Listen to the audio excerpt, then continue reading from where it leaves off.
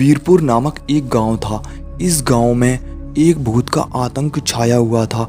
यह भूत आधी रात में अपने हाथ में आरी लिए घूमता था। जो कोई भी अपने घर से बाहर निकलता, ये भूत उसे अपनी आरी से काट देता था। गांव के लोग बेहद डरे हुए थे। वे रात होते ही अपने घरों के दरवाजे और खिड़कियां बंद कर लिया करते थे। उसी गांव में रमेश नाम का एक आदमी रहता था। वह शहर में सब्जी बेचने जाया करता था। एक बार शहर से लौटते समय अंधेरा हो जाता है। जैसे ही वह गांव में पहुंचता है तो गांव में बिल्कुल सन्नाटा छाया हुआ था। वह जल्दी जल्दी अपने घर की ओर चलने लगता है। तभी रास्ते में उसे आरी वाला भूत मिल जाता है। भूत उसे अपनी आरी से काटकर मार देता है। इसी तरह से भूत हर रोज रात में किसी न किसी को मार दिया करता। गांव वाले परेशान होने लगे।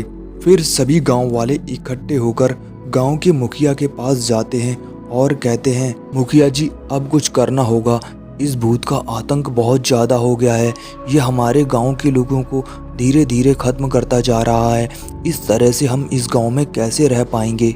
फिर गांव का मुखिया सुझाव देता है कि हमें अपने गांव में पूजा करानी चाहिए, शायद इसके बाद भूत भाग जाए। पूजा करवाने के बाद गांव में भूत का दिखना बंद हो गया। अब गांव वाले रात में भी खेत पर काम करने लगे थे। गोलू और शामू नाम के दो किसान अपने खेत पर काम कर रहे होते हैं। तभी वहां पर आरी वाला भूत आ जाता है।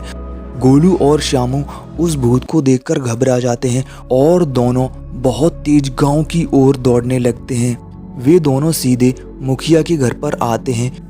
वे दोनों बताते हैं, मुखिया जी वो आरी वाला भूत कहीं नहीं गया, वह हमारे गांव में ही है।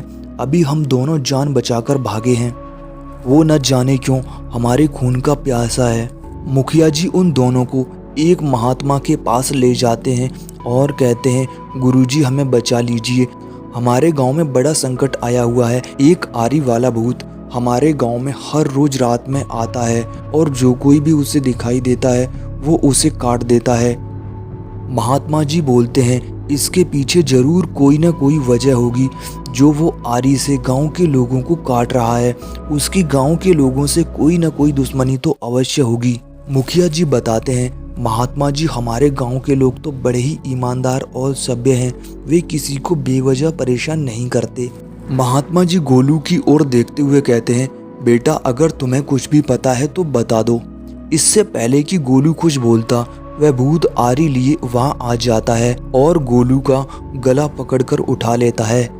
भूत कहता है कि ये क्या सच बताएगा, ये तो खुद झूठा और हत्यारा है। भूत कहता है, मुखिया जी आपको याद है गांव के मंदिर से सोने की मूर्ति चोरी हुई थी और उस मूर्ति चोरी का आरोप रमन पर लगा था।